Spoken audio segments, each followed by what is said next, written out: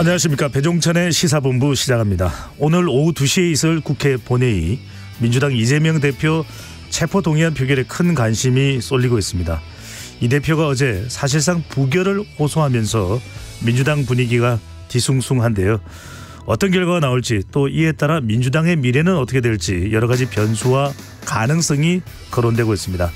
오늘 함께 처리될 한덕수 총리 해임 건의안, 그리고 야권 출신 인사들이 포함된 국민의힘 김기현 대표의 인재 영입도 주목되는데요. 정치권 현안들 각설하고 시즌2에서 장성철, 서영주 두 분과 이야기 나눠보겠습니다. 최근 국제 유가가 급등하고 있죠. 배럴당 100달러를 돌파할 거라는 전망 나오고 있는데요. 휘발유 값은 리터당 1,900원대를 넘어 2,000원을 넘긴 주유소도 나오고 있다고 합니다. 기름값 왜 계속 오르기만 하는지 경제본부에서 자세히 살펴보겠습니다. 9월 21일 목요일 배종찬의 시사본부 지금 출발합니다.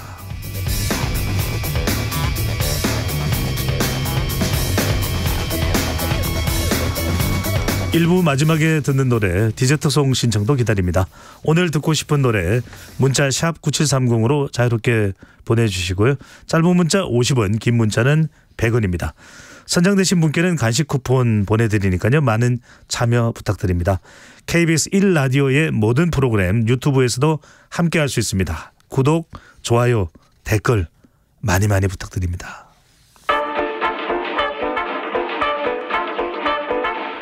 배종찬의 시사본부 한입뉴스. 오늘의 핵심 뉴스 한입에 정리하는 한입뉴스 시작합니다. 박정호 오마이뉴스 기자, 미디어인권연구소 뭉클 이봉우 연구원 두 분과 함께합니다. 어서 오십시오. 안녕하십니까. 오늘이 박정호 기자 슈퍼데이라고 봐도 되겠죠? 네, 그렇습니다. 네. 특히 이제 국회에서 여러 가지 결정이 내려지기 때문에 많이 주목하고 있다 보시면 되겠습니다. 오늘 많은 이슈들, 또 궁금한 이슈들 있을 텐데 차근차근 구체적으로 분석을 해보고 살펴보도록 하겠습니다. 먼저 유엔으로 가봅니다. 윤석열 대통령이 유엔 총회 기조연설을 했는데요. 예상대로 북러 간 군사협력 가능성에 강력한 경고를 담았네요. 네. 한 16분 정도 연설을 했는데 그 내용을 보면 예상했던 경고 메시지가 나왔어요. 그러니까 북한이 러시아의 재래식 무기를 지원하는 대가로 대량살상 무기 능력 강화에 필요한 정보와 기술을 얻게 된다면 러시아와 북한 군사 거래는 우크라이나뿐만 아니라 대한민국의 안보와 평화를 직접적으로 겨냥한 도발이 될 거다. 이걸 대한민국과 동맹 우방국들은 좌시하지 않을 거다, 이렇게 얘기를 했고요. 또 북한의 핵과 미사일 프로그램, 이건 대한민국 평화에 대한 직접적이고 실존적인 위협일 뿐만 아니라 인도태평양 지역과 전 세계 평화에 대한 중대한 도전이다, 이렇게도 얘기를 했어요. 그러니까 유엔 안보리 결의를 정면을 위반하는 이 무기와 군수 어떻게 보면 지원하는 이런 것들은 이 어떻게 보면은 세계 평화에 대한 중대한 도전일 뿐만이 아니라 유엔 안전보장 이사의 상임 이사국이 다른 주권 국가를 무력 침공해서 전쟁을 일으키고 또 이런 무기를 지원받고 이런 거, 이게 자기 모순적이 아니냐, 이렇게 사실상 또 러시아를 겨냥하기도 했습니다. 네. 자, 윤석열 대통령은 또 다양한 분야에서의 국제사회의 기여를 약속하기도 했는데 어떤 내용인가요? 가장 눈에 띄는 지점은 무탄소 연합을 추진해보자, 글로벌 차원에서라고 제안한 부분인데요. 이미 이 무탄소 에너지라는 것을 국내에서는 정부가 공식적으로 추진하고 있는 상황입니다. 이 신재생 에너지를 무탄소 에너지로 대체해야 된다. 그러니까 자연 상태에서 항상 이 재생 가능한 태양력, 풍력, 수력 같은 것만 우리가 친환경 에너지, 신재생 에너지로 인정을 하고 있는데, 여기에 원전, 핵발전까지 추가를 해서, 왜냐하면 핵발전에서는 원전에서는 탄소가 발생하지 않으니까 최소한 그 발전 과정에서는, 그래서 핵발전을 추가해서 이 무탄소 에너지로 확장을 해야 된다는 게 우리 정부의 기조인데요. 윤 대통령 어제 기조연설에서 얘기한 걸 들어보면 선진국과 개발도상국 간의 기후 격차를 해소하기 위해서 이 무탄소 국제 플랫폼을 추진하자면서 무탄소 연합을 제안을 했습니다. 대한민국은 탄소 중립 목표를 달성을 앞당기기 위한 현실적인 대안으로서 재생에너지뿐 아니라 원전, 수소와 같은 고효율 무탄소 에너지를 폭넓게 활용할 것이다. 무탄소 에너지 확산을 위해 전 세계 누구나 참여할 수 있는 오픈 플랫폼인 이 무탄소 연합을 결성하고자 한다라고 선언을 한 것인데요. 사실 이거는 약간 논란의 소지는 있습니다. 현재 유럽 선진국들 중심으로 특히 유럽에서는 대부분의 국가가 지금 채택을 하고 있는 아리백 같은 경우에 이 산업 생산에서 사용되는 전력을 100% 신재생 에너지로 해야 된다는 그런 약속을 이게 강제적인 건 아니고 민간 차원의 약속을 담고 있는데 이게 이제 구글이나 애플 같은 이 잘 알려진 글로벌 기업들이 이미 채택을 해서 달성한 기업도 있고요. 이미 달성을 선언한 기업도 있고 달성을 눈앞에 두고 있는 기업들도 있어서 이런 상황에서 사실 한국은 이제 개발도상국이라 보기는 어렵고 선진국 반열에 들어섰는데 이 개발도상국의 격차가 심하니까 개발도상국이 따라잡기 위해서는 원전도 넣어줘야 한다는 이런 논리로 사실상 개발도상국의 논리로 이 무탄소 에너지를 앞세우는 것은 조금 무리가 있지 않느냐. 세계적인 흐름에 어긋난다는 조금 논란도 있는데 윤석열 대통령이 어제 국제적으로 또 선언한 만큼 이 다른 나라들의 반응을 한번 지켜봐야겠습니다. 그러군요. 하여튼 뭐 주도하겠다는 그런 의미에서 선언이니까요. 반응이 있는지 좀 지켜볼 필요가 있겠습니다. 자, 이번에는 국회로 갑니다. 지금 가장 뜨거운 장소가 국회입니다. 이재명 대표 체포 동의안 이 국회 본회의 표결을 곧 앞두고 있습니다. 자, 이 표결이 이제 곧 진행될 예정인데 어제 이재명 대표는 사실상 부결을 요청을 했다고요. 네, 뭐 그렇게 해석할 수 있는 메시지가 나왔는데요. 이 대표가 어제 SNS에 이렇게 썼습니다. 명백히 불법 부당한 이번 체포동의안의 가결, 정치검찰의 공작 수사에 날개를 달아줄 거다. 검찰 독재의 폭주기관차를 국회 앞에서 멈춰 세워달라. 이렇게 강조를 했습니다. 그리고 또 하나 계속해서 비판의 목소리가 나오는 지점이 이재명 대표가 직접 얘기했던 불체포 특권 포기 선언. 이걸 지켜야 되는 게 아니냐 이런 얘기가 나오고 있지 않습니까? 여기에 대해 이재명 대표는 나는 이미 저를 보호하기 위한 국회는 열리지 않을 거다라고 거듭 말씀을 드렸다. 그래서 민주당도 표결이 필요 없는 비회기 중 영장 청구가 가능하도록 기회를 여러 차례 줬는데 검찰이 이걸 끝내 거부한 거고 굳이 정기국회에 영장을 청구해서 표결을 강요했다. 이렇게 얘기를 했어요. 그러니까 이 비회기에 이걸 청구했으면 이렇게 표결로 가는 뭐 상황도 없는데 정치적으로 검찰이 시점을 판단한 게 아니냐 이런 주장을 편 거고요. 아울러 윤석열 검찰이 정치 공작을 위해 표결을 강요한다면 회피가 아니라 헌법과 양심에 따라 당당히 표결해야 한다. 그러면서도 올가미가 잘못된 것이라면 피할 게 아니라 부숴야 한다. 이렇게 얘기를 했습니다. 그러니까 이렇게 쭉 이 맥락을 놓고 보면 결국 부결해야 된다는 그러니까 이 검찰의 이런 시도를 막아야 된다는 그런 얘기를 하면서 부결을 좀 요청하는 그런 메시지를 해석할 수가 있겠습니다. 이 대표가 직접 작성을 한 거죠? 네. 그렇게 네. 보시면 되겠습니다. 알겠습니다. 여당은 이 대표 입장에 대해서 어떤 반응인가요? 네, 강하게 비판을 하고 있는데요. 김기현 대표가 오늘 당 최고위 회의에서 이 메시지, 이재명 대표의 메시지에 대해 이렇게 얘기했어요. 역시 희대의 출퇴근 단식은 예상했던 대로 체포동의안을 부결시키기 위한 방탄쇼였다. 이 단식이 방탄용 꼼수였음을 자인한 꼴이다. 이렇게 얘기를 하면서 국민이 지켜보고 있다. 이런 말로 민주당의 가결 표결을 좀 요구하는 그러니까 민주당을 압박하는 그런 메시지를 내놓고 있어요. 그만큼 이재명 대표가 얘기했던 그 말을 약속을 지켜라. 또 민주당을 향해서는 이런 약속을 지키기 위해 민주당 의원들이 나서야 되고 표결을 해야 된다. 가결로 해야 된다. 이런 메시지를 국민의힘에서 계속 내놓고 있습니다. 네. 민주당이 이제 오늘 표결이 달렸다고 볼 수 있을 텐데 민주당은 뭐 당론으로 채택은 하지 않고 의원들 각자가 결정하는 자율투표에 맡긴다고 하네요. 그렇습니다. 지금 민주당이 사실 의원마다 고심이 깊을 수밖에 없는데 이 오늘 체포동의안 표결에 대해서 당론으로 가결 여부를 결정하기 위해 어제 의원총회까지 열었습니다. 그래서 논의를 했는데 결론은 내리질 못했어요. 그래서 이게 당론으로 가결할 건지 부결할 건지는 결정하지 못한 상태로 결국 자율투표를 하기로 결정을 했다고 하는데 어제 의총 후에 이제 이소영 원내대변인 얘기를 들어보면 당론으로 정하지 않되 체포동의안을 부결시키는 게 적절하다고 봤다. 최고위원회가 이를 고려해서 의원들에게 결정해달라고 요청했다. 결론을 내리지는 않았지만 그러니까 자율투표로 가지만 그래도 부결시키는 게 좋지 않냐는 지도부의 결정은 또 있었다는 거예요. 그래서 어느 정도 이 지도부에서도 부결 쪽으로 일단 마음은 정한 것 같은데 어제 의원총회에서 아마도 의원들 간의 다양한 의견이 좀 격론이 펼쳐지지 않았나 이렇게 예상해 볼 수도 있는 겁니다. 그래서 이재명 대표가 아무리 그래도 무체포 특권 포기를 선언했기 때문에 이 약속 파기라는 비판에 대한 부담감이 상당하다는 의견도 당연히 있었을 것이고 반대로 이 이재명 대표도 어제 페이스북에서 간접적으로 언급을 했습니다만 지금 이재명 대표 입장에서는 굳이 검찰이 이렇게 좀 무의미한 소환 조사를 여러 번 해가면서 의도적으로 회기 중에 영장을 청구한 거 아니냐.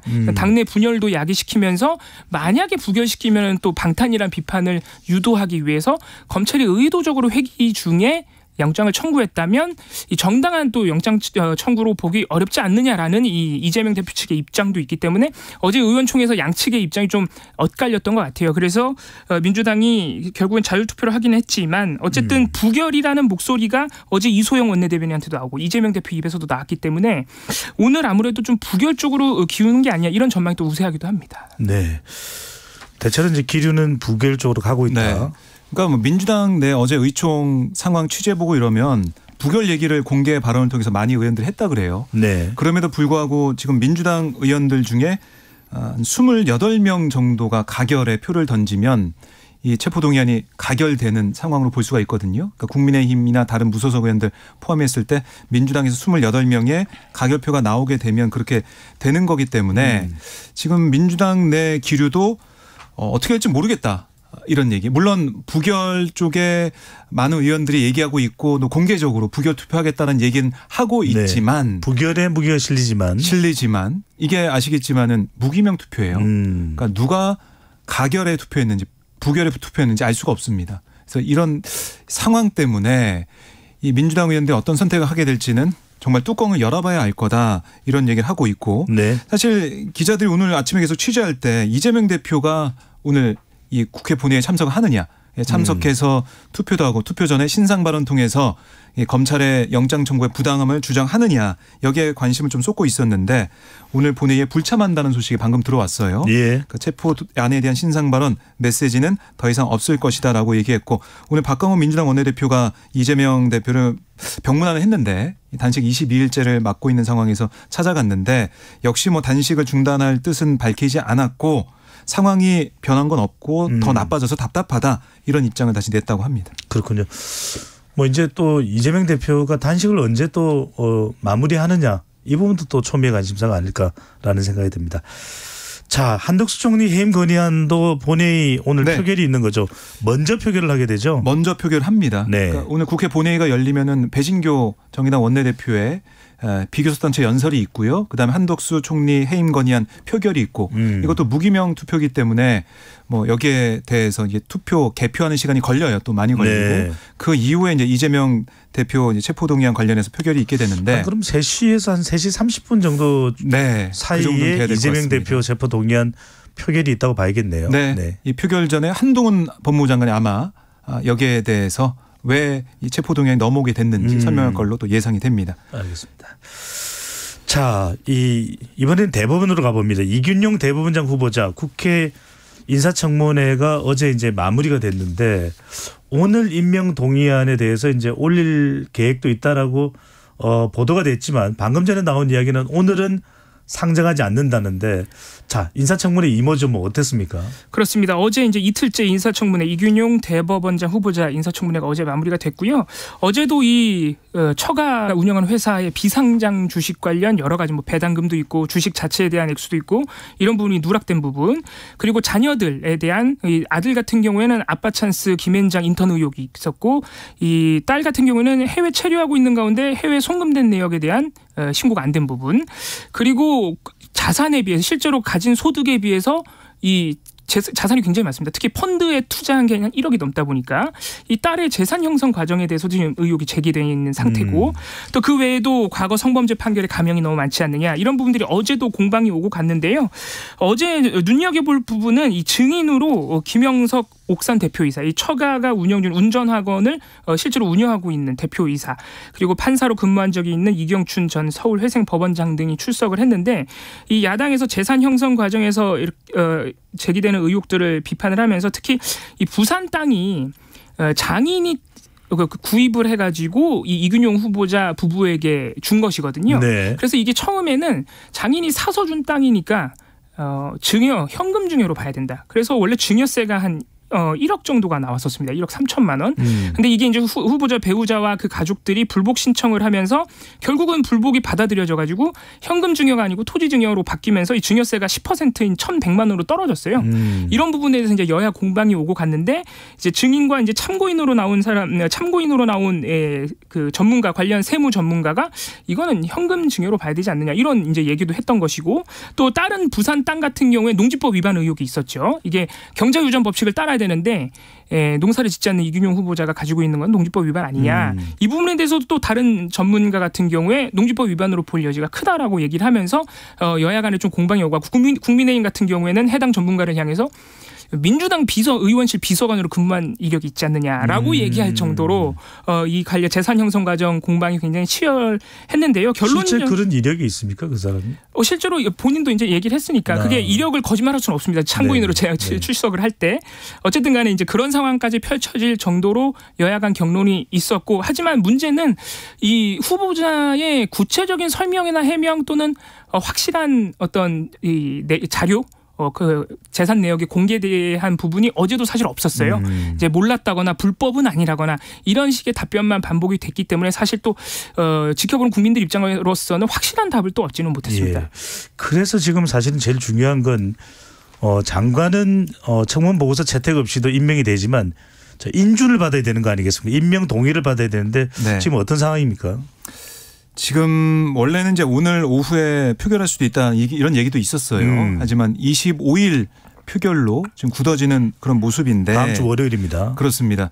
그러니까 이 재적 의원 중에 과반이 찬성해야 되기 때문에 여기 또 민주당 의원들의 표심이 중요하죠.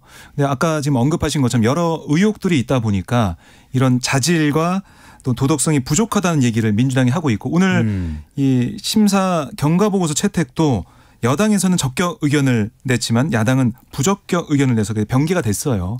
그만큼 야당은 반대를 하고 있고 특히 이런 자질과 뭐 도덕성 이게 부족한데도 이 대법원장 후보자가 된 거 결국 대통령의 친한 친구의 친구라는 그 점이 친분 관계 때문에 된 게 아니냐 이런 얘기를 민주당에도 많이 하고 있더라고요. 그래서 아마 부결 가능성이 높은데 그럼 이렇게 되면 김명수 대법원장이 24일 이제 논란한단 말이죠. 네.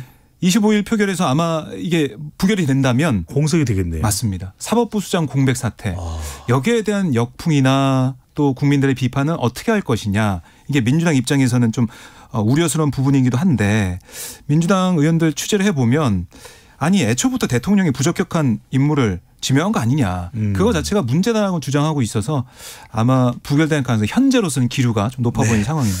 다음 주까지 정말 한시도 눈을 뗄 수 없는 정말 정치 슈퍼데이가 진행이 되고 있습니다.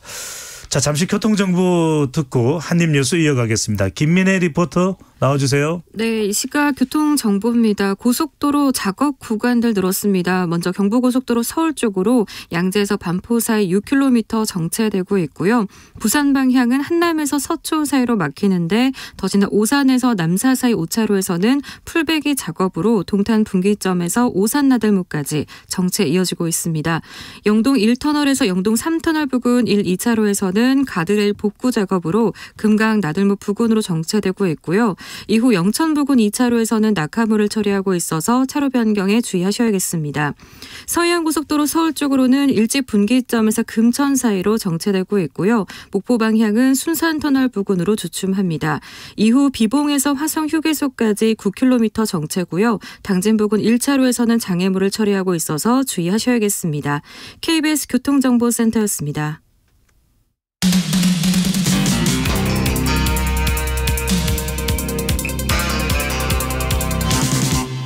배종찬의 시사본부.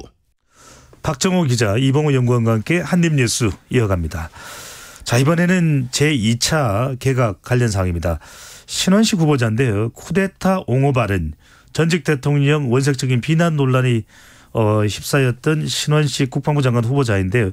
이번에는 대표적인 친일파인 이완용을 옹호하는 듯한 발언을 해서 논란이 되고 있네요. 네, 이게 이제 한 언론인 홈페이지에 올라온 신원식 후보자의 2019년 8월 그 자유한국당 집회 연설문을 보면 이 글에서 신 후보자가 뭐라고 했냐면 이완용과 비교도 되지 않는 5천년 민족사의 가장 악질적인 매국노가 문재인입니다라고 적었어요. 그러면서 이완용이 비록 매국노였지만 한편으론 어쩔 수 없는 측면도 있었던 것이 사실이다. 이런 주장을 써놨습니다. 물론 이제 실제 집회에서는 이완용 관련 부분은 빠졌는데 문 전 대통령에 대해서는 고강도 비판은 뭐 이 글처럼 있었어요. 근데 이렇게 글이 남다 보니까 이완용을 옹호하는 생각을 가지고 있는 게 아니냐 이런 지적과 비판이 제기가 됐고요. 여기에 대해 신 후보자는 그 옹호 발언 사실이 아니다라고 주장을 했는데 연설문 원고를 읽어보면 핵심은 문재인 정부의 외교안보 정책이 이완용보다 더 국익에 반한다는 점을 강조한 거다라고 해명을 했습니다. 하지만 민주당에서는 어떻게 얘기를 하고 있냐면 군사 쿠데타를 찬양한 걸로 모자라서 이완용을 옹호하는 이 망언까지 나왔다. 이렇게 얘기하면서 윤 대통령을 향해 신 후보자 지명 철회를 촉구하고 있는 상황입니다. 어쨌든 이렇게 발언으로 인해서 여러 가지 논란, 공방이 있는 모습인데 어제도 국회 국방위 소속 여야 위원들이 신 후보자 자격을 두고 공방을 벌이다가 그 끝에 추석 연휴 시작 전날 그러니까 27일 인사청문회 열기로 했어요. 다음 주에 열리게 되는데 인사청문회에서 아마 그동안은 제가 취재를 해보면은 의원 불패란 얘기를 많이 해서 지금 현직 의원이죠. 맞습니다. 국민의힘 의원이기 때문에 또 국방위 간사를 맡고 있었기 때문에 그래도 뭐 통과는 되지 않을까라는 얘기를 했었는데 야당 의원들이 근데 이렇게 몰랐던 발언들이 나오다 보니까 이거 국민 여론이 그렇게 좋지는 않은데 이런 또 얘기를 하더라고요. 그래서 인사청문회가 정말 뜨겁게 진행될 거라 예상이 됩니다. 네. 더군다나 또 정치권이 대치 국면이니까요. 자, 이번엔 김행 여성가족부 장관 후보자입니다. 출근길 문답을 중단한 채 가짜뉴스를 보도하지 말아달라라고 이야기를 했는데 이번엔 주식 파킹 의혹이 제기됐다고 하는데 주식 파킹 어떤 내용입니까? 네, 이번에도 역시 이제 본인이 창업한 위키트리 소셜뉴스 부문의 주식 때문에 발생하는 문제인데요. 사실 이 주식이 왜 계속 문제가 되냐면 이 김건희 여사하고 위키트리가 여러 차례 전시회를 공동 주최해가지고 거기 김행 후보자도 참석한 게 확인이 됐으니까 이 김건희 여사의 친분으로 이 후보자가 된 거 아니냐는 논란에 대해서 2013년에 청와대 대변인이 되면서 주식을 백지 신탁하라는 명령이 왔기 때문에 그때 본인 주식은 공동 창업자에게 넘기고 남편의 주식은 신우이가 매입하면서 회사와 전혀 관련이 없었고 지분도 1%가 없다라고 하면서 관련성을 부인했던 거예요. 그런데 지난 19일에 언론을 통해서 확인된 바가 2018년 4월에 김 후보자 가족이 이 위키트리 소셜뉴스 지분 총 25.8%를 보유한 것으로 확인이 된 겁니다. 지분이 1%도 없어서 관련이 없다고 했는데 2018년 이후에는 거의 대주주였던 거예요. 25.8%를 김 후보자 가족이 가지고 있었던 거니까. 근데 문제는 남편 지분을 2013년에 사줬던 신우이 지분이 신우이가 2013년에 샀을 때는 12.8%까지 굉장히 많이 보유를 했었는데 2018년에 김 후보자 가족이 25%를 다시 매입하게 되는 과정에서 이 신우이 지분은 1%까지 줄어듭니다. 그러니까 이 변동으로 봤을 때 실제로 신우이가 다시 남편 주식을 김 후보자 가족에게 다시 팔았다면은 이 김 후보자가 공직자가 될 때 백지 신탁 명령을 따르면서도 나중에 다시 지분을 좀 쉽게 가져오려고 신우이에게 맡겨놓은 것 아니냐. 그래서 이거를 이 세간에서는 주차해놓는 것처럼 잠깐 주차해놓는 것처럼 주식을 파킹해놨다가 다시 가져온 것 아니냐. 신우이를 이용해서 여기 이런 의혹이 이제 언론을 통해서 제기가 됐던 것이고요. 네. 어제 김 후보자가 곧바로 입장문을 내고 아주 강하게 반발했습니다. 역시 이제 가짜 뉴스라는 취지고요. 2014년 배치 스타 당시에 회사가 부채가 많았기 때문에 신우이가 남편의 주식을 사실상 떠안아준 것이고 그리고 신우이는 경영과는 전혀 관련이 없었고 2018년 재매입을 할 때도 회사가 너무 어려워서 이 직원들이 주식을 좀 다시 매입해달라고 강력하게 요청을 해서 껍데기만 남은 회사 주식을 사준 것이다. 만약에 주식 파킹 의혹이라고 하면은 신우이 주식만 사면 되는데 왜 내가 직원들 주식까지 다 사줬겠느냐. 당연히 이건 주식 파킹이 아니라 회사를 살리기 위한 조치였다라고 해명을 했는데 사실 이 부분에 대해서 같은 국민의힘 김웅 의원도 강력하게 비판을 했어요. 예. 주식 매각 이후에 부회장 직함이 있었다는 것도 확인이 됐고 심지어 7,500만 원 연봉까지 받았다고 하지 않았느냐. 그러면 그런 상태에서 주식까지 재매입을 한 것인데 제기되는 의혹에 대해서 다 그렇게 가짜 뉴스라고만 하면은 설득력이 떨어지니까 최소한 그 가족들끼리 주식이 거래가 오갈 때 얼마를 주고 받았는지 지금 대략 한 40억 정도가 들어갔을 것으로 추정이 되는데 그 금액을 공개하지 않고 있거든요.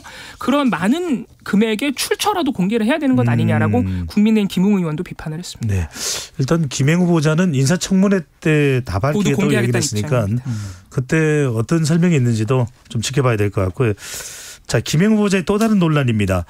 여성의 임신 중지권을 부정하는 발언으로 이제 논란이 되고 있는데요. 과거 발언 내용과 최근 후보자 지명 이유 내용까지 함께 듣고 오겠습니다.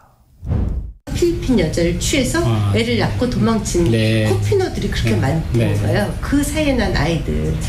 그런데 필리핀 여자들이 다 난다는 거예요. 강간을 당했거나 어떤 경우라도 여자가 아이를 낳았을 적에 사회적 경제적 지원 이전에 우리 모두가 좀 부드럽게 받아들일 수 있는 톨러런스라고 할까요? 자기 결정이라는 그 그럴듯한 미사 어구에 감춰지어진 낙타의 현주소를 제가 좀 들어보려고 해요.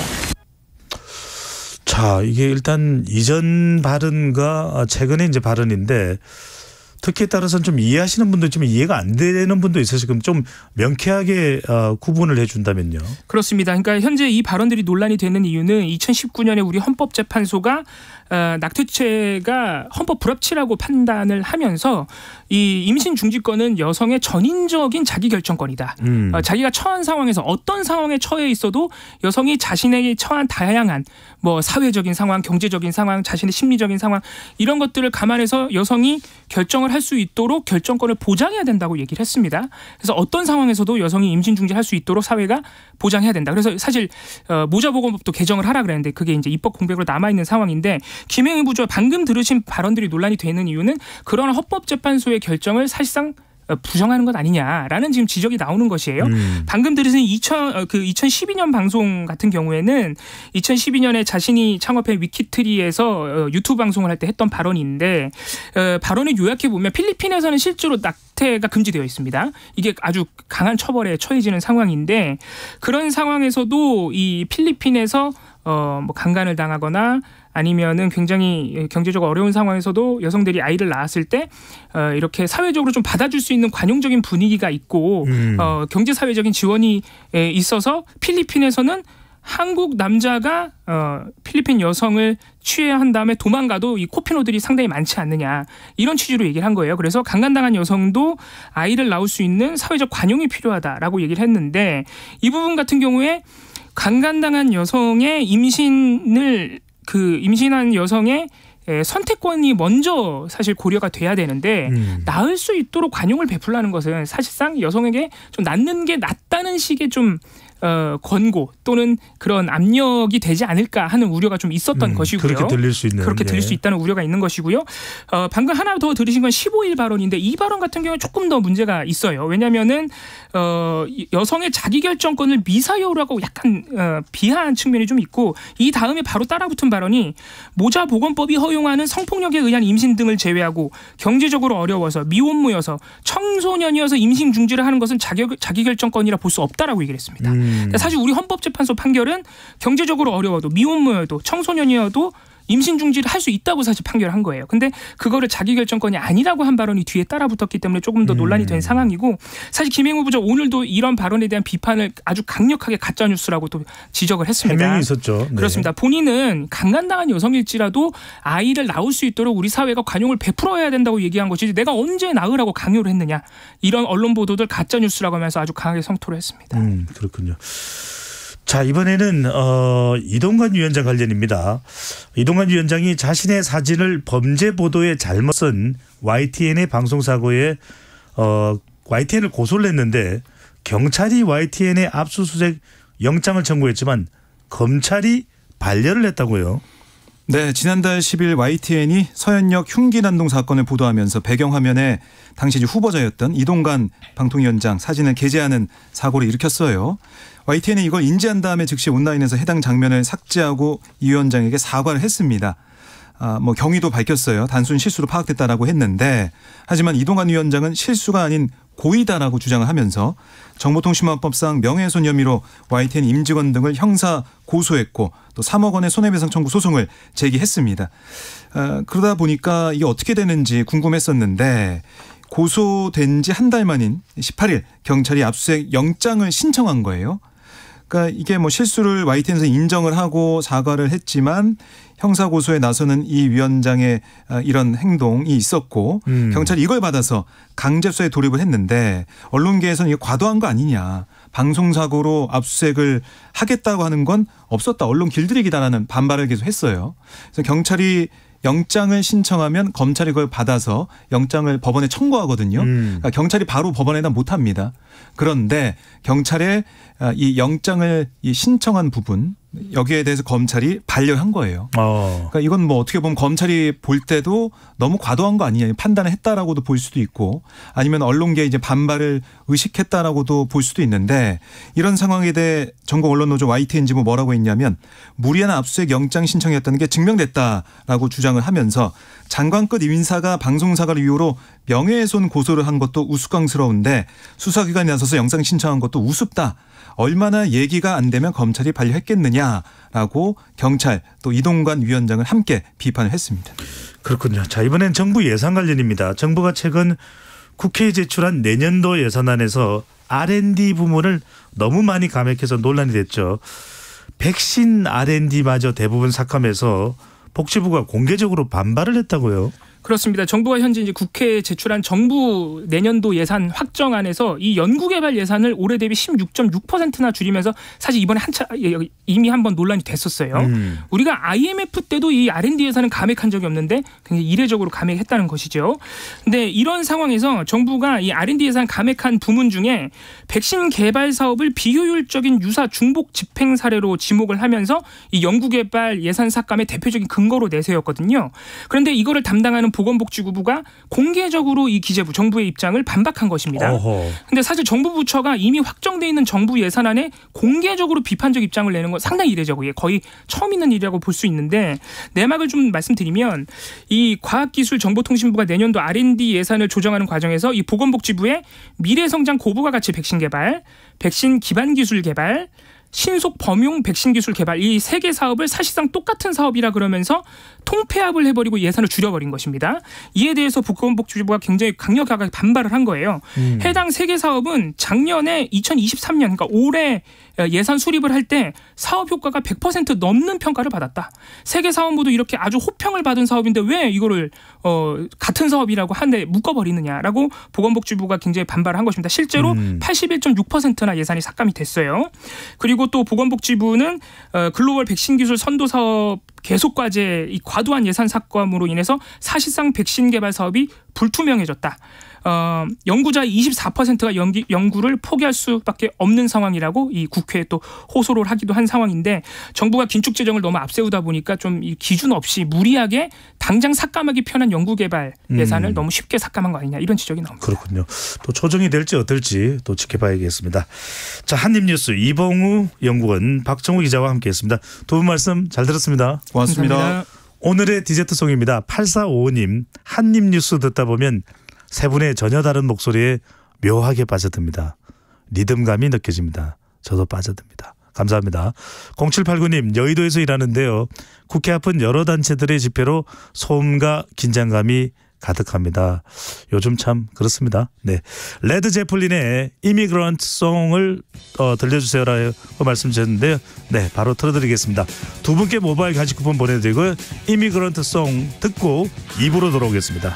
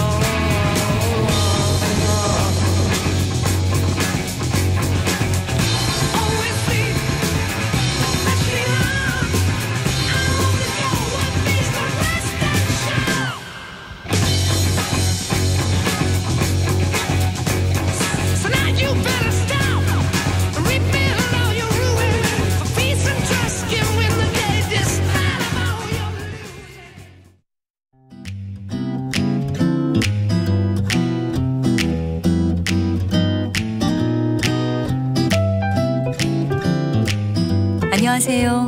바른말 고운말입니다. 우리말 동사 가운데 땜하다가 있습니다. 땜하다는 크게 두 가지 뜻으로 나눠서 생각할 수 있는데요. 금이 가거나 뚫어진 데를 때우거나 잘못된 일을 그때그때 필요에 따라 임시 변통으로 고치다란 뜻으로 땜질하다의 뜻이 있고요. 또 하나, 어떤 애군을 넘기거나 다른 고생으로 대신 겪다의 뜻도 있습니다. 오늘 말씀드리려고 하는 건 두 번째 뜻과 관련된 내용입니다. 모질고 사나운 운수를 액이라고 하는데요. 그 뒤에 땜이 붙은 액땜은 앞으로 닥쳐올 액을 다른 가벼운 곤란으로 미리 겪음으로써 무사히 넘김을 뜻합니다. 이것은 액대움이라는 말의 준말인데요.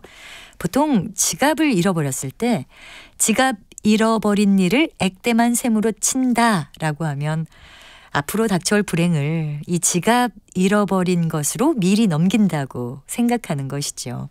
실제로 안 좋은 일이 생겼을 때 너무 걱정하고 괴로워하기보다는 그 일보다 더 큰 일이 생기지 않은 것에 감사하고 또 그 일을 계기로 스스로 좀 더 조심하려는 마음을 가지게 된다면 전화위복으로도 볼 수 있을 것 같습니다. 액땜과 비슷한 의미로 숫땜이라는 것도 있습니다.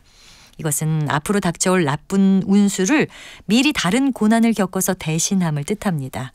또 꿈에서 본 굳은 조짐을 현실로 겪어서 때우는 일을 꿈땜이라고 하는데요.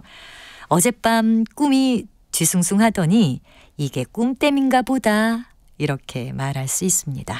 바른말 고운말 아나운서 변희영이었습니다.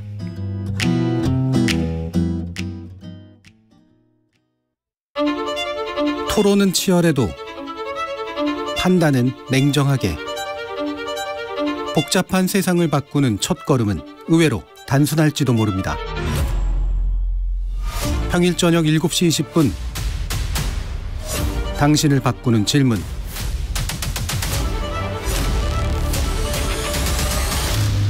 KBS 열린 토론.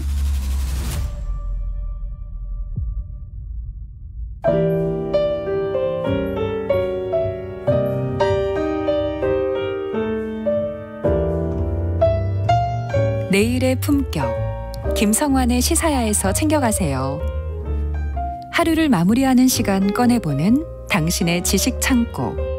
KBS 일라디오 김성환의 시사야. 평일 밤 10시 5분 여러분을 찾아갑니다.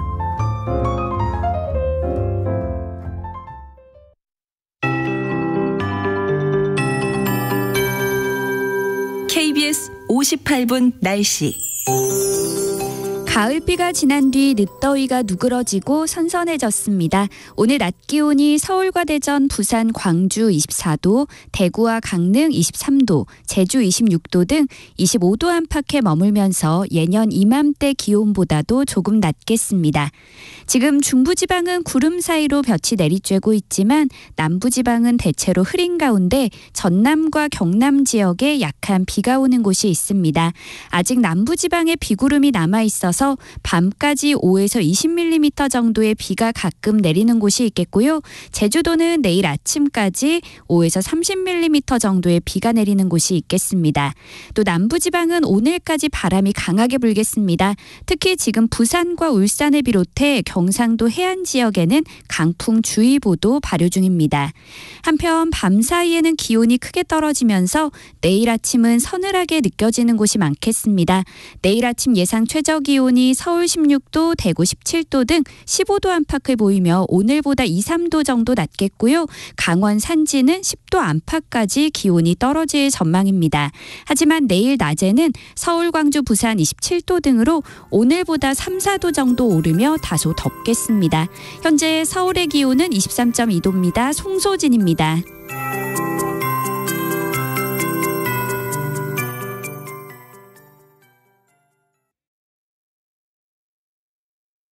정성을 다하는 국민의 방송 KBS가 한시를 알려드립니다. AM 711kHz, FM 97.3MHz, KBS 일라디오입니다. HLKA.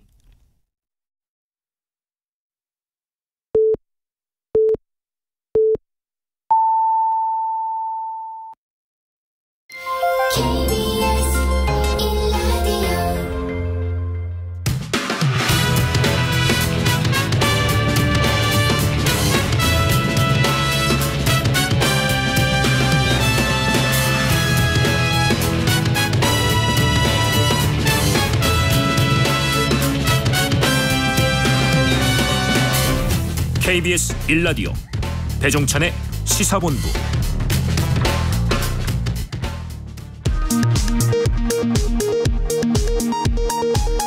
이 시각 라디오 정보센터 뉴스입니다.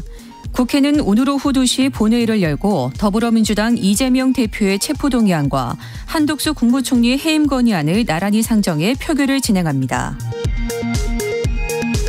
윤석열 대통령은 유엔 총회 연설에서 북한과 러시아의 군사 거래는 한국을 겨냥한 도발이 될 거라며 좌시하지 않겠다고 경고했습니다. 추경호 경제부총리 겸 기획재정부 장관은 미국 연준의 정책금리 결정과 관련해 고금리 장기화 가능성이 한층 커지면서 글로벌 금융시장의 변동성이 커질 가능성이 상존하고 있다며 각별한 경계심을 갖고 대응하겠다고 밝혔습니다. 코로나19 영향과 고령인구 증가 등으로 지난해 우리나라 사망자 수가 1년 전보다 17% 넘게 늘며 역대 최대를 기록했습니다. 3대 사망 원인은 1위 암, 2위 심장질환, 3위 코로나19로 나타났습니다. 지금까지 라디오 정보센터 뉴스 정한나였습니다.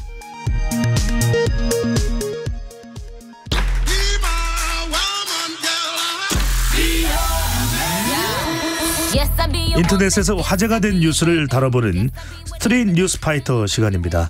오늘은 박지원 뉴스캐스터와 함께합니다. 어서 오십시오. 안녕하세요. 네, 날씨가 이제 좀 가을이죠. 선선합니다. 네, 그래도 이제는 좀 해가 짧아졌다 이런 생각이 드는데 어때요? 요즘에 이 좀 밤에 어둑어둑한 곳에서 좀 범죄에 대한 공포심 같은 게 커졌다 이런 조사 결과도 있더라고요. 네, 맞습니다. 그리고 실제로 제가 체감하기에도 밤에 걸어다니면서 주변을 조금 더 두리번거리게 되는 것 같아요. 아, 그렇습니다. 좀 이게 얼마나 치안이 잘 되어 있느냐 이런 것도 요즘에 이 불안감을 좀 가라앉히는 데 도움이 되지 않을까라는 생각이 드는데 관련된 주제입니다. 최근 칼부림 이후에 총기를 경찰이 주저하지 않는 그런 분위기가 있다라고 전해지고 있는데요. 안산 한 오피스텔 주차장에서 8발의 총성이 울렸다고 합니다. 만취 상태로 차량을 몰고 가던 남성을 체포하기 위해서였다고요?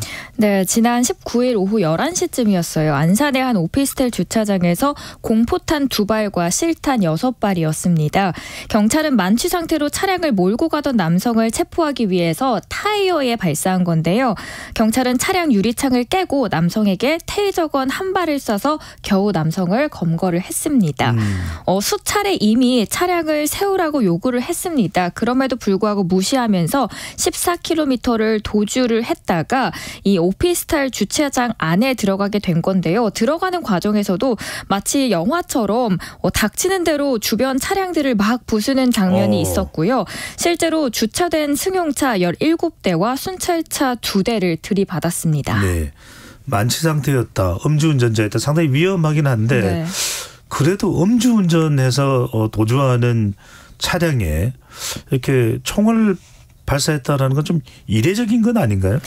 이례적입니다. 그동안은 사실 인명피해나 이후에 이뤄질 배상 부담 때문에 총기 사용을 자제했었거든요. 그런데 최근에는 흉기 난동과 무차별적인 범죄 이후로 분위기가 많이 바뀌었다고 합니다. 지난달만 보더라도 흉기를 든 80대 남성이 난동을 부리자 경찰이 테이저건을 쏴서 제압했고요. 청주에서는 흉기를 든 남성을 향해서 권총을 꺼내면서 피의자를 검거했다는 사례가 이어지고 있습니다. 이런 적극적인 사용은 지난달 이제 흉기 난동이 계속 발생하게 되면서 윤희근 경찰청장이 정당한 경찰의 물리력 사용을 주저하지 않겠다라고 밝혔기 때문인데요. 네. 앞으로도 경찰의 총기 사용을 위해서 총기 보급을 확대할 방침이라고 합니다. 우리 이제 배상훈 프로파일러와 함께하는 시간에서도 이 저위험 총을 이제 공급한다 그런 얘기도 있었는데 이런 총기 보급도 적극적인 총기 사용에 대한 반응은 어떻습니까? 이번 사건과 관련한 기사를 제가 막 찾아보면서 댓글들의 반응을 보니까 더 강력한 처벌이 필요하다라는 긍정적인 반응들이 많았고요. 경찰이 공식 유튜브 채널에 올렸던 이 총기 테이저건을 사용한 영상에도 범인 입장에서는 경각심을 갖게 돼서 범죄 발생이 더 감소할 듯하다라는 호의적인 글들이 많았습니다. 그래도 총기 사용으로 이제 사고도 날 수도 있고 또 총을 사용한다라는 것이 또 그 자체로서도 상당한 공포심이 될 수도 있는데 경찰로서는 또 부담감도 있을 것 같아요. 네, 여전히 총기 사용을 부담스러워하는 목소리도 나오고 있습니다. 어떤 거냐면요. 이 지휘부가 총기 사용해도 돼라고 하면서 권장은 했지만 만약에 사고가 나면 결국 책임을 지는 거는 이 현장 경찰관들이겠죠. 실제로 지난 15일에는 이 중랑경찰서에서 한 경위가 격발 연습을 하다가 실수로 실탄을 발사하는 사고도 발생하기도 했습니다. 아, 그렇군요. 정말 필요한 사용은 뭐 경찰이 판단하겠지만 네. 또 안전사고가 발생하지 않도록 또 각별한 또 유의도 필요하지 않을까라는 생각이 듭니다. 자, 두 번째 주제는 미국으로 가봅니다. 미국의 음악 산업에 막강한 영향력을 미쳐온 한 유명 잡지의 창립자가 한 인터뷰로 인해서 그가 만들어 운영해온 로큰롤 명예의 전당 이사에서 20분 만에 제명됐다고 하는데 저도 이걸 신문기사를 읽긴 했어요. 네. 어떤 내용인가요? 롤링스톤이라는 미국의 대표적인 대중문화 잡지인데요. 유명하죠. 네, 이 창립자인 얀 웨너의 이야기입니다. 문제 인터뷰는 지난 15일 뉴욕타임즈에 실렸습니다. 거장들이라고 해서요. 가수 7명과 대화를 묶은 책 발간을 앞두고 인터뷰를 진행을 했습니다. 이때 한 기자가 이렇게 물었습니다. 왜 백인 남성 가수만 책에 실었나요? 문제는 이 질문에 대한 답변이었습니다.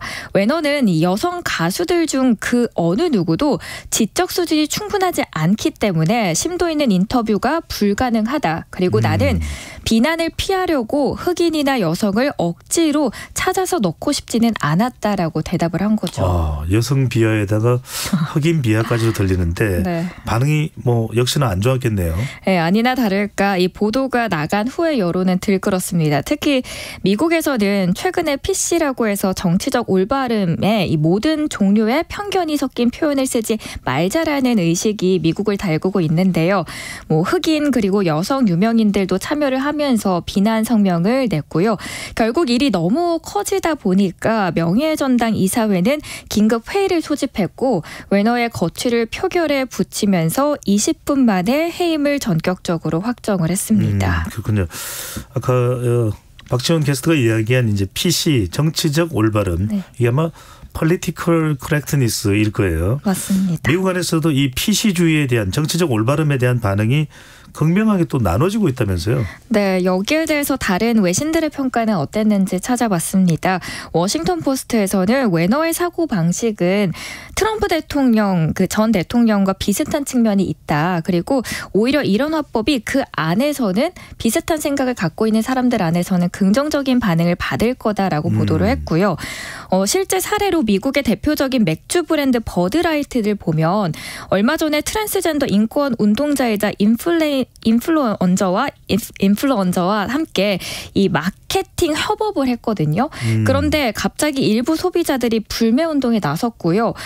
주가가 무려 5%가량 하락하기도 했고 심지어는 마케팅 부사장이 휴직하는 사태까지 이르렀습니다.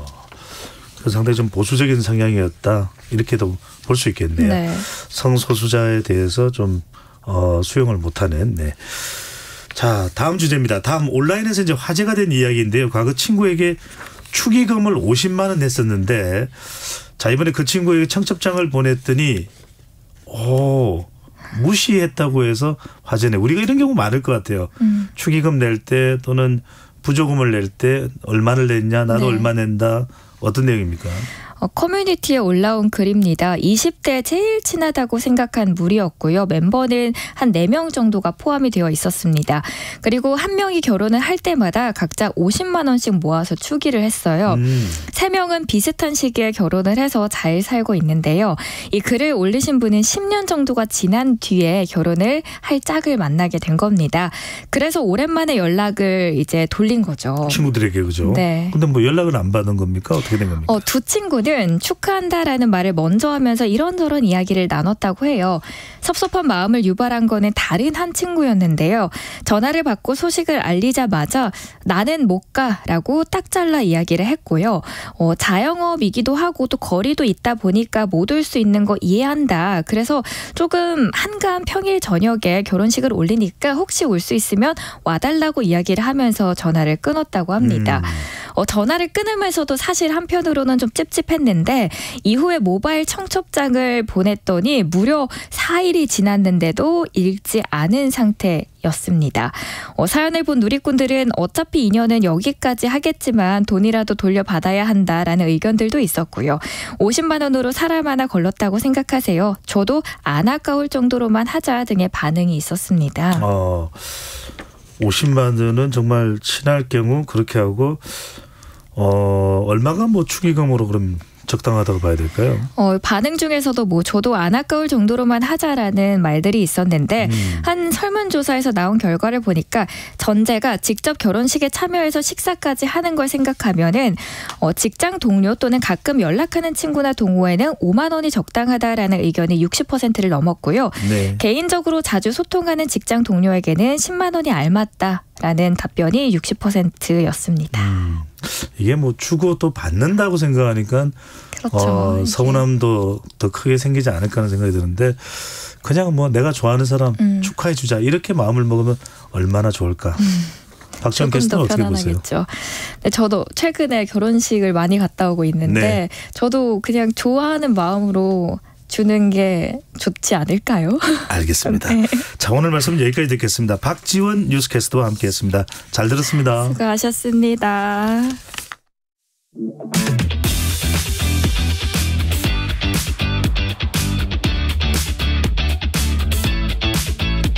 배종찬의 시사본부는 여러분과 함께합니다. 짧은 문자 50원, 긴 문자 100원이 드는 샵 9730. 라디오 어플 콩과 유튜브는 무료로 참여하실 수 있습니다.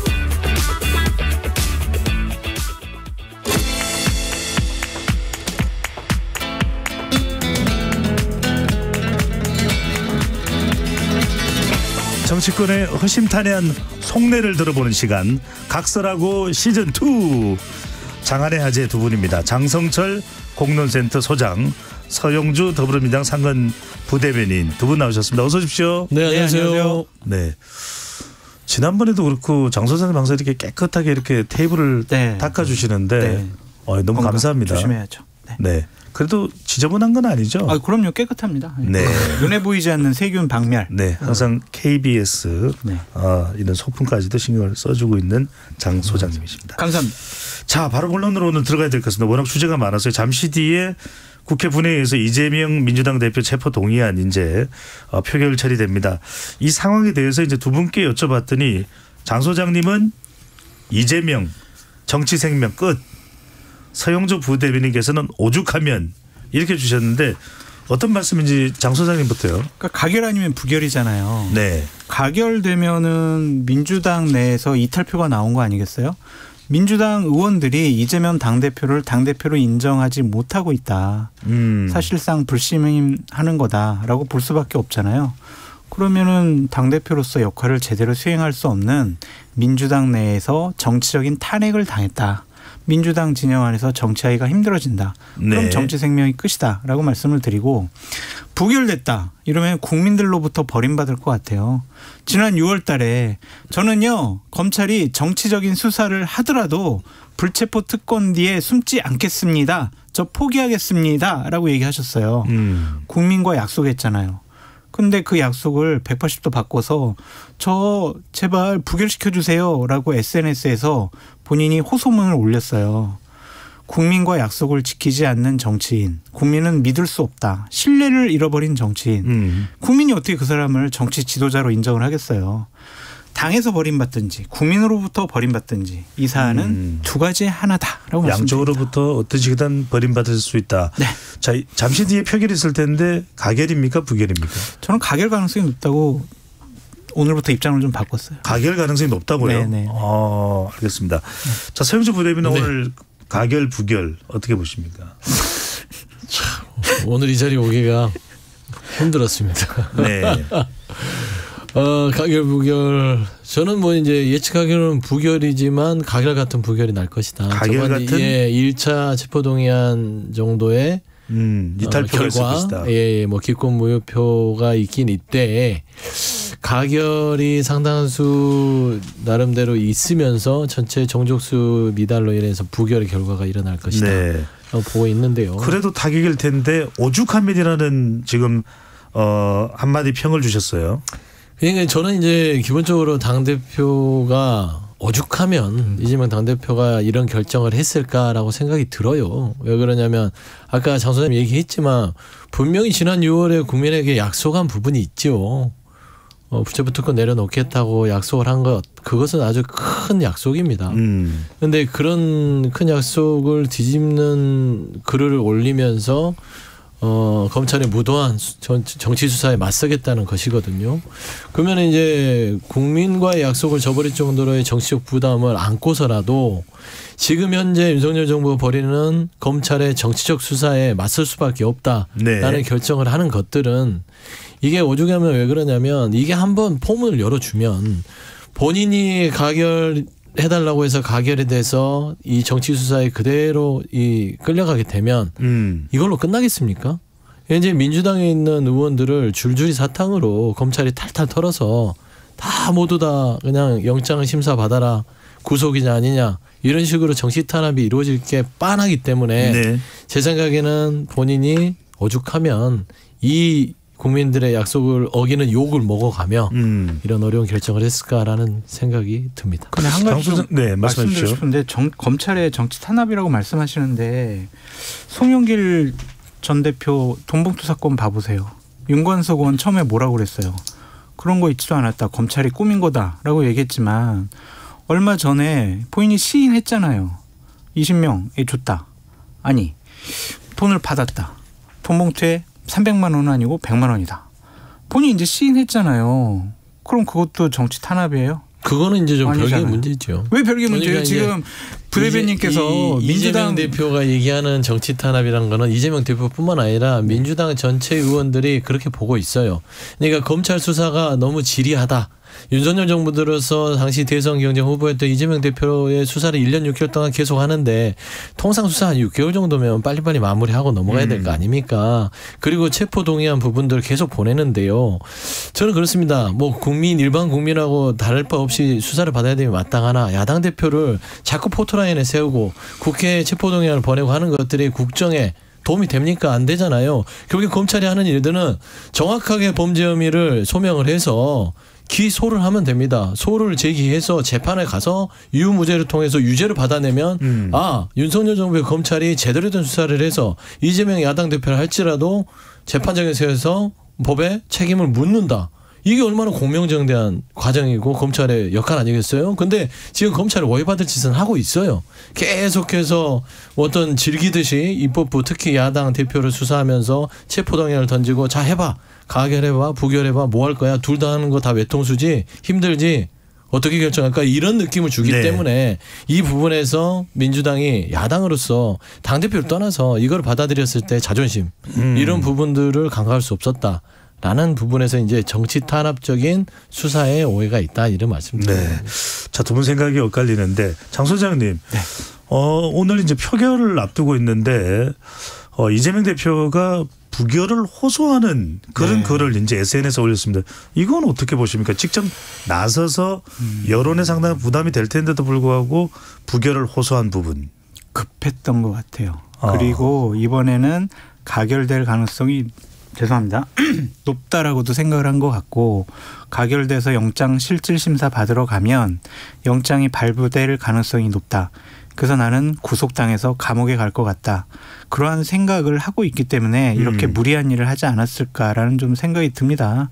근데 과연 좋은 선택이었느냐라는 부분에 대해서는 좀 다른 생각이 있어요. 장 소장님, 근데 방금 전에 이제 그 가결될 가능성이 높다 그렇게 전망을 하셨는데 지금 대체로 나오는 기류는 부결 목소리가 어떤 면에서 가결을 예상하시는지. 그러니까 저게 부결되면은요, 저 사법 리스크가 계속 질질질질 끌려갈 수밖에 없어요. 봐보세요. 그러면은 12월 달 초에 정기국회 끝나고 예산안 국회 때문에 다시 임시회가 다시 열릴 거예요. 그러면은 그때 좀 비는 공간이 있을 수도 있고 아니면 그냥 연달아 쭉 이제 임시회가 계속될 수도 있거든요. 그러면 그때 또 영장을 칠 수가 있고 아니면은 1월 달에 또 비회기 때 또 영장 칠 수도 있고 아니면 1월 달에 또 방탄국회 민주당이 할 수도 있고 이런 식으로 해가지고 지금까지 우리가 1년 넘게 봐왔던 일들이 계속 반복되는 거예요. 그게 민주당이 좋아요? 이재명 당대표는 왜 약속을 안 지켰습니까? 또 검찰에서는 아니면 다른 증언들 내세우고 이재명은 거짓말하는 거예요. 벌 받아야 돼요. 이런 것들이 질질 끌려가는 것이 과연 좋을 것이냐. 총선을 치러야 되는 민주당 의원들이 이렇게 사법 리스크가 많은 당대표가 하는 공천과 총선 전략 그거를 국민들이 과연 선택을 해줄 것이냐. 내가 공천 받는데 유리할까 불리할까 생각할 거고 공천 받더라도 내가 당선되는데 유리할까 불리할까를 이번에 현실적으로 생각하지 않을 수가 없어요. 그러면 공천이 불안한 사람들 그리고 이재명 당대표가 총선 지휘하면은 내가 당선되기 어렵겠네 안 될 수도 있겠네라고 생각하는 사람들은 이번 기회에 이재명 당대표라는 리스크를 없애버리자. 그래서 영장실질심사 받으러 가서 면죄부 받아오면 그 체제로 치르면 되는 것이고 안 되면은 새로운 체제를 구축할 수가 있으니까 이번에 민주당 의원들이 현실적으로 이기적인 생각을 할 것 같아요. 공천과 당선에 유리할까 불리할까. 네, 장 소장님 저렇게 예상하고 있는데 실제 민주당 내부 친명, 비명 또 친문 어떤 상황입니까? 여러 가지 이제 의견들이 나눠져 있잖아요. 네. 그 이재명 대표의 그 페이스북 글 이후에 이제 이전과 이후로 나눠집니다. 이전에는 전반적으로 부결의 기류가 높았습니다. 왜 그러냐면 이재명 대표가 단식을 오랫동안 지속했고 그다음에 지금 현재 윤석열 정부의 검찰의 수사 방식이나 절차라든지 것들이 너무 좀 정치적인 계산이 있지 않냐라는 진한 느낌을 가져요. 뭐 야당 오래 하신 뭐 중진 의원들 있잖아요. 이거는 보통의 수사와 다르다. 그래서 여기에서 꺾이기 시작하면 야당이 무너진다라는 측면에서는 이 이재명 대표에 대한 부분들을 부결로 가자라고 했는데 그런 기류가 있던 차에 이재명 대표의 이제 페이스북 글이 올라오면서 부결에 대한 부분들의 의견을 이제 입장을 밝히면서 그 안에서 이거는 조금 어떡하지? 왜 그러냐면은 이게 잘못 자칫하다가는 첫 번째는 국민과 했던 약속들에 대해서 이게 입장을 밝혀버렸으니까 네. 밝힌 것은 안 밝혔으면은 그런 부분들이 적당히 어떤 당의 전체적인 총화로서 넘어갈 수 있는데 밝히다 보니까 6월에 그 정치적 부담들이 이재명 대표뿐만 아니라 민주당한테도 오게 되는 것이에요. 그러다 보니까 이게 부결로만 가는 게 옳으냐. 그러면 이게 그냥 국민들 온전히 눈에는 방탄 민주당으로 비칠 수 있다. 이거를 우리가 그냥 그대로 넘어갈 수 있느냐라는 좀 논쟁이 있었습니다.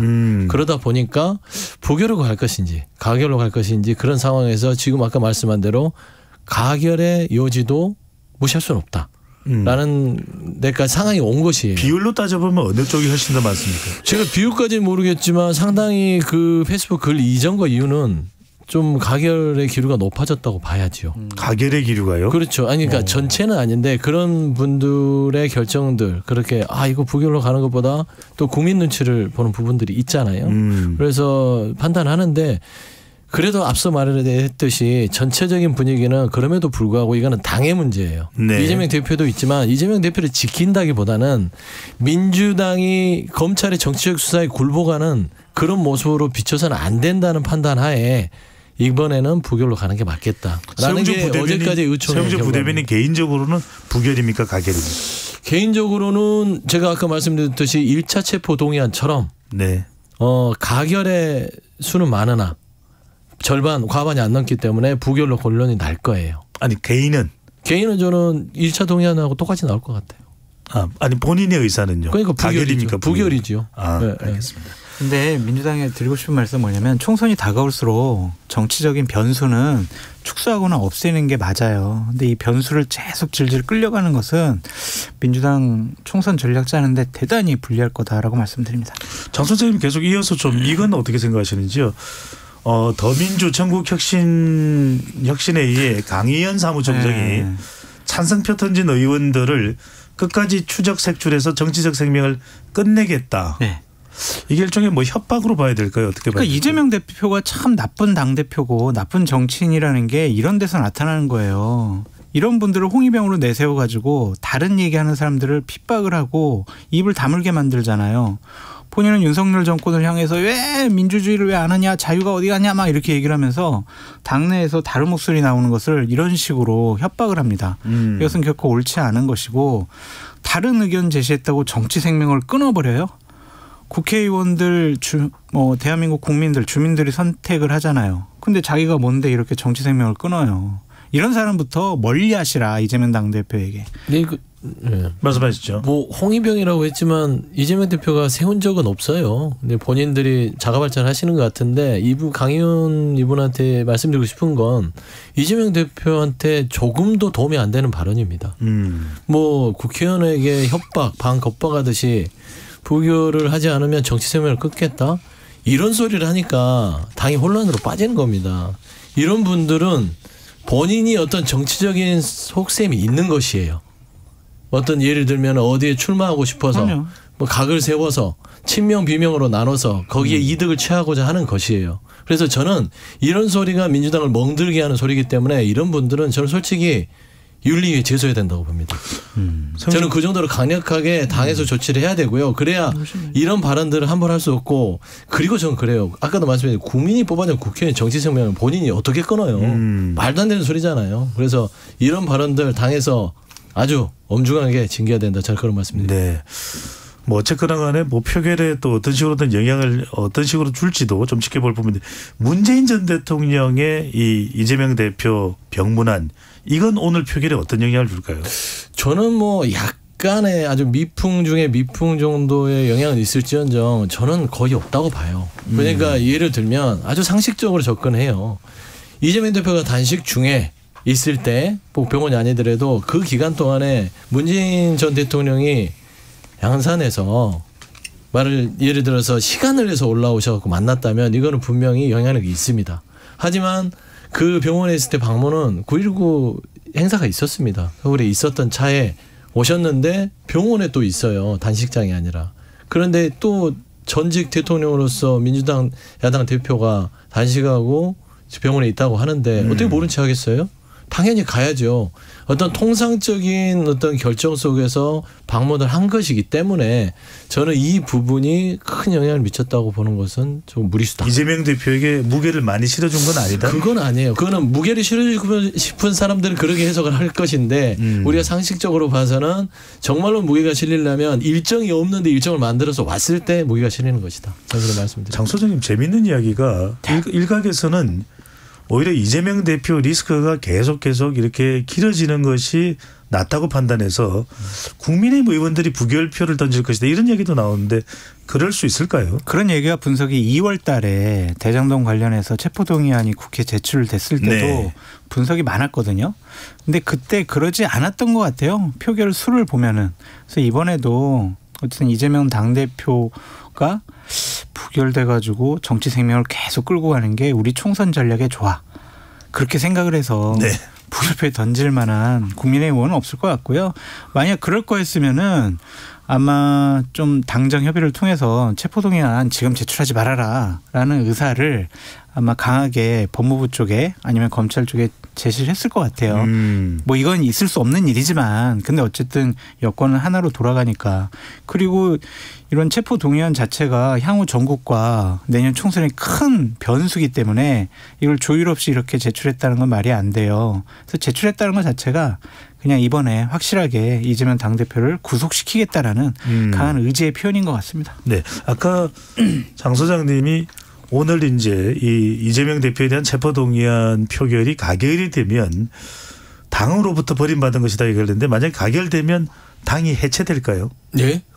해체는 안 돼요. 아니, 왜냐면 이게 그 뭐 해체까지 얘기하는 거는 좀 너무 많이 나오셨고, 민주당은 그렇게 쉽게 해체되는 당이 아닙니다. 그러니까 조직과 역사성과 시스템으로 돌아가기 때문에 해체되지는 않는데, 저는 이제 아까 말씀한 대로 가결이 됐을 때 과연 이게 이재명 대표를 버린 것이냐, 표면상으로 버린 것이죠. 왜냐하면 이재명 대표가 페이스북에 부결 요청을 했잖아요. 근데 당대표 요청을 말하자면 이제 반대로 한 것이니까요. 그러게 분석하는 게 맞지만, 전체로 봤을 때는 이재명 대표는 그렇게 됐지만 가결을 했을 때는 그게 당의 의견인 것이에요. 그러니까 당대표도 당을 이끄는 지도자긴 하지만 당을 구성하는 거는 주인은 당원이기도 하고 그다음에 같이 구성하는 의원이기도 합니다. 그래서 의원들의 총화가 가결로 된다면 또 그거를 따라가는 것들이 대표 리더로서의 어떤 그런 자세이기 때문에 네. 뭐 버리고 말고 이런 부분들은 조금은 해석하기가 좀 난망하네요. 어디까지는 가정이긴 합니다. 가결된다 그러면 이건 일단 이재명 대표가 부결을 요청한 것과는 정반대가 됩니다. 그렇습니다. 이럴 경우 이재명 대표가 어떤 거취를 표명하게 될까요? 좀 정치적으로는 치명적이죠. 말씀한 대로 치명적이긴 하지만 거취 표명도 필요하실 수 있을 것 같고요. 통상적으로 정치 문법상 ABC가 본인이 뭐 예를 들면은 원하는 방향 요청 사항이 안 받아들여졌을 때는 신임을 못 받았다고 보면 되잖아요. 그것도 아주 강력한 결과로서 가결이라는 그렇게 됐을 때는 거취를 표명하지 않으면 더 이상한 거 아닐까요? 네. 어쨌든 이재명 당대표는 이율 배반적인 자기 모순에 빠져 있다라고 볼 수밖에 없어요. 계속 주장하잖아요. 도주율이 없다며요. 증거도 하나도 제시 못했다면서요. 그럼 영장 실질 심사 가면은 토주료도 없고 증거도 없으면은 당연히 판사가 기각하겠죠. 그럼 그 정정당당하게 그 기각 판정 받으면은요. 본인은 사법 리스크로부터 완전히 해방되고 검찰은 정치 검찰 되는 거고요. 본인의 당내에서의 리더십은 더 확고하게 되는 거예요. 그런 정치적인 승부수를 걸 줄 알아야 야당 지도자고 정치 지도자가 될 가능성이 있는 것이지. 나 구속당할 것 같은데 내가 한 약속 다 뒤집고 그냥 나 부결시켜달라고 내가 호소해야지 구걸해야지. 이런 거는요 정말 정치 지도자답지 않아요. 장 소장 주장에 대해서 민주당은 어떻게 판단해요? 제가 앞서도 얘기했지만 이게 검찰이 이 정기국회 중에 체포동의안을 보내야 되냐 그거예요. 아니 말씀한 대로 12월 1일 끝나고 나서 정기회 끝나면 뭐 기간이 빌 수도 있고 하니까 뭐 특별 대우를 해달라는 것도 아닙니다. 특별하게 영장 청구해 주셔도 아니에요. 그 특별 대우인데요. 아니 특별 대우라고 주장하지만 야당 대표예요. 야당 대표가 이 전국에 미치는 또 국정의 혼란을 초래하는 여러 가지 요인이 있다고 고려할 때는 특별 대우가 아니라 정치적인 걸 고려를 해서 영장심사 받으면 되지 않습니까? 근데 9월에 와서 이렇게 흔든다는 거는 이재명 대표를 흔드는 게 아니라 민주당 전체를 흔드는 것이다. 라는 측면을 지금 의원들은 이야기하고 있는 것이에요. 그러니까 이 체포 동의안을 우리가 이거를 그냥 순순히 이재명 대표의 뜻대로 가결시켜주고 통과시켜주고 하는 순간 검찰이 끌려가는 대로 끌려다니는 야당의 모습에서 과연 야당으로서의 야성을 발휘할 수 있겠느냐라는 이 딜레마가 가장 크다는 게 지금 현재 의원들의 이야기다. 저는 그런 말씀을 그거는 민주당 내부 사정이죠.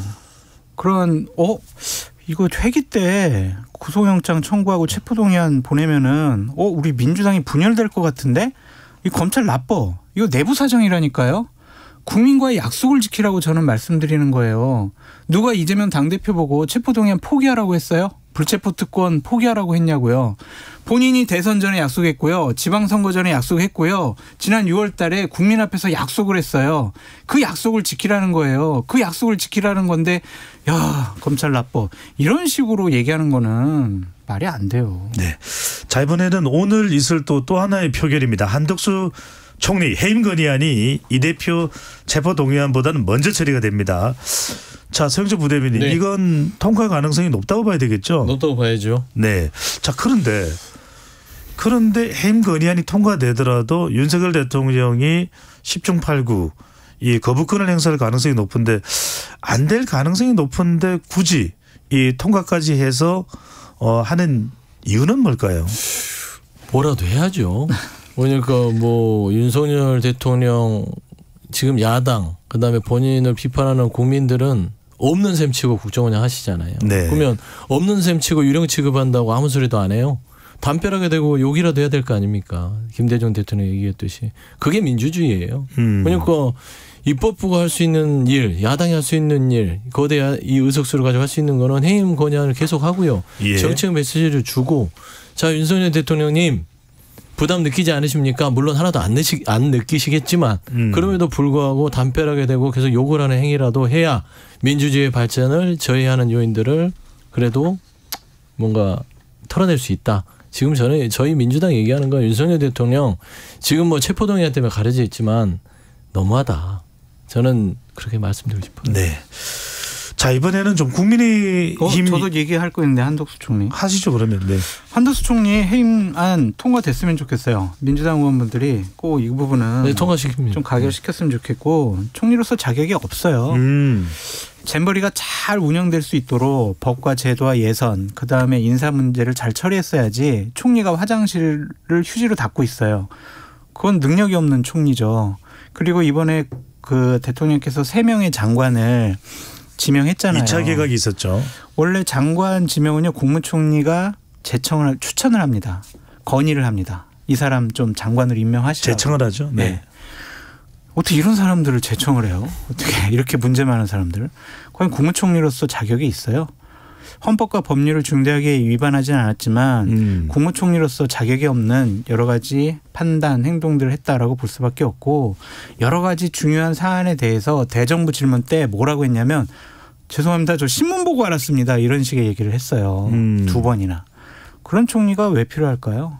장 소장님도 그렇게 생각하고 또 민주당에서는 해임 건의안까지 통과됐는데 윤석열 대통령이 그러면 이 해임 건의안 받아들일까요?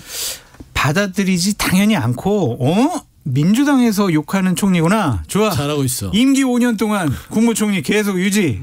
이렇게 갈 가능성이 말뚝총리가 되는 거죠. 네. 네. 저는 그러지 않았으면 좋겠는데. 불행한 일입니다. 그럴 가능성이 높아요. 알겠습니다. 자, 연기까지 가능한 장성철 소장과 함께하고 있습니다. 자, 국민의 상황으로 넘어가고 있습니다. 자, 김기현 대표가 조정훈 시대전환 대표를 이제 영입한다고 하고 또 4시 10분이라는 채널로 이 유튜브 채널로 알려진 이 개그맨 출신 김영민 씨도 뭐 영입한다 이런 이야기 나오고 이런 영입에 대해서 우선 장 소장님 어떻게 평가하시는지요? 그러니까 이제 외부 인사를 영입하는 이유가 중도로서 외연 확장하는 그런 모습을 보이려고 하는 거 아니겠어요? 네. 근데 과연 이런 분들이 온다고 해가지고 중도 외연 확장이 될 것이냐? 많은 중도에 계신 분들이 와 이런 분들을 영입을 하다니. 우리 중도층이 국민의힘 내년 총선에서 지지해주고 찍어줘야지 이렇게 생각을 하겠냐고요. 그냥 내부의 결속을 좀 강화시키는 거다라고 볼 수밖에 없고 시대전환 조정훈 의원이 영입이 됐을 때 도움이 된다면 대표적인 보수 언론인 조선일보에서 그렇게 비판적인 기사를 낼 이유가 없잖아요.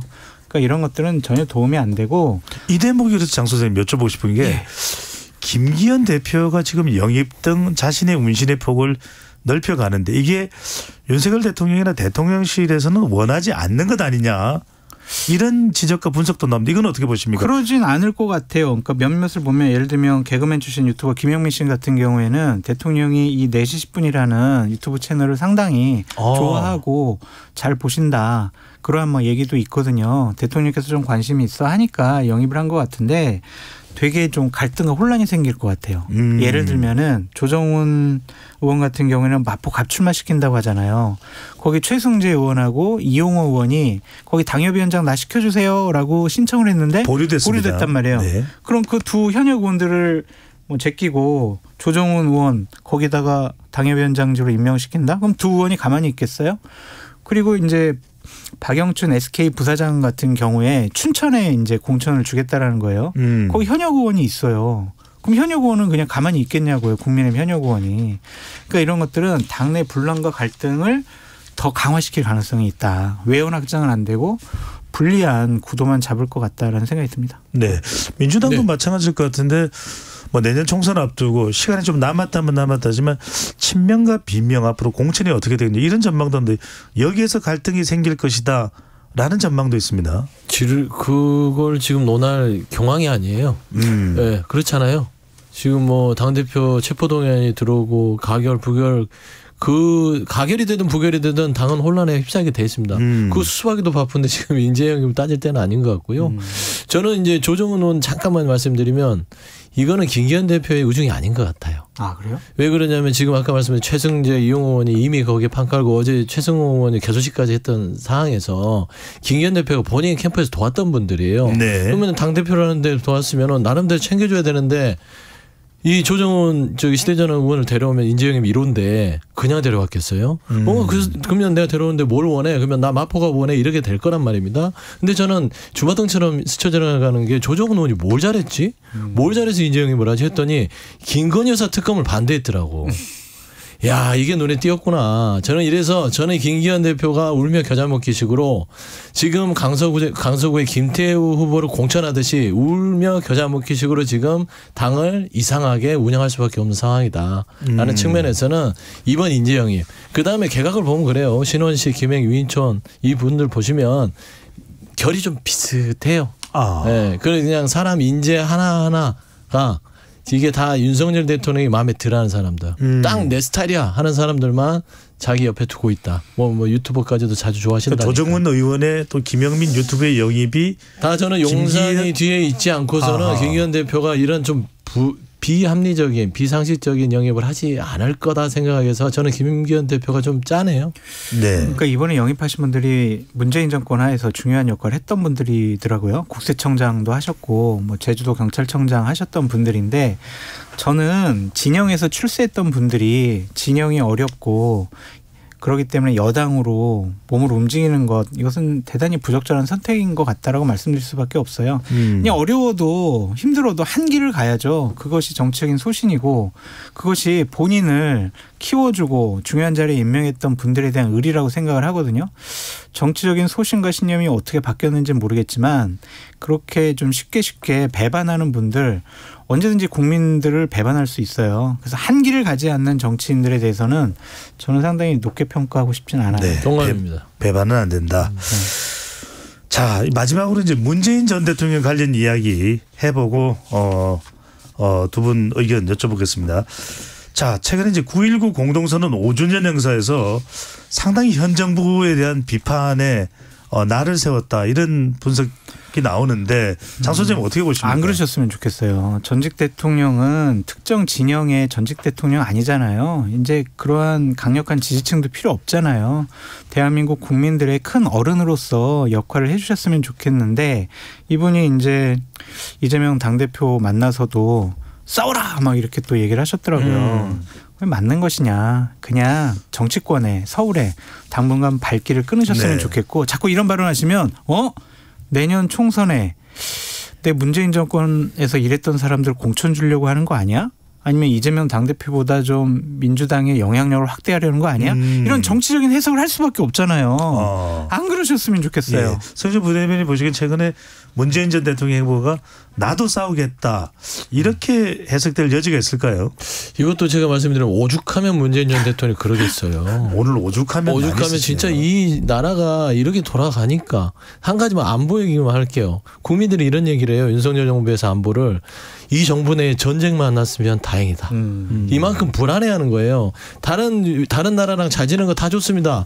그 대신 한반도에 전쟁이 나면 안 돼요. 이런 위기를 주면 안 돼요. 그래서 안보 잘 하셨으면 좋겠고 그런 의미에서는 문재인 전 대통령은 평화를 그러니까 이 한반도에 전쟁은 안 된다라는 입장하에 안보 정책을 했던 분으로서는 지금의 상황이 아쉽다라는 측면에서 발언하신 건데 저는 딱 한 가지 당부하고 싶은 거 윤석열 대통령님 제발 잠자는 사자의 코털을 건드리지 말아달라. 네.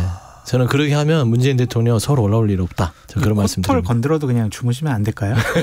전직 대통령 사자라서. 알겠습니다. 코털 이야기로 마무리를 하겠습니다. 서영주 민주당 상근 부대변인 장성철 공론센터 소장 두 분과 함께했습니다. 잘 들었습니다. 감사합니다.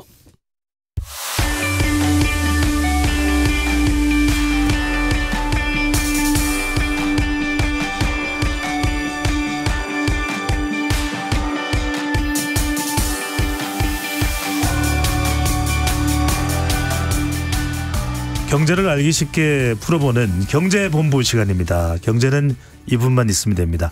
김형주 LG경영연구원 수석연구위원과 함께합니다.